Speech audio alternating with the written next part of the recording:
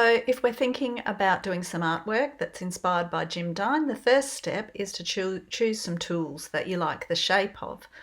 I've got these fabulous keys that I picked up in an antique store, and I've also grabbed a couple of pairs of pliers. As you can see, I took some photocopies of them as well, because that can come in handy when you're wanting to replicate shapes and forms, particularly with Jim Dine's focus on internal and external or positive and negative space.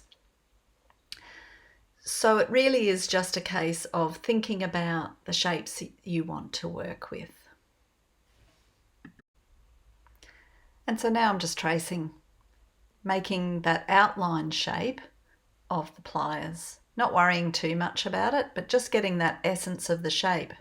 But then you can use your observational drawing skills to put in some of the detail, to think about some of the shapes, the patterns, the extra little bits that you don't get when you're just tracing around the external lines.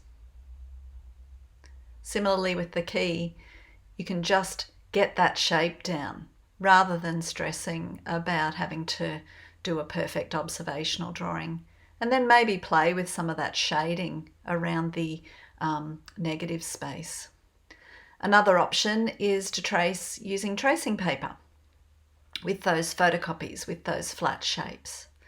You can cut them out and then use those templates for either tracing with charcoal and creating those sorts of shapes, or later with the printmaking. Similarly, using a blade and a cutting board, you can get that shape, that positive and negative shape happening using a little scalpel knife.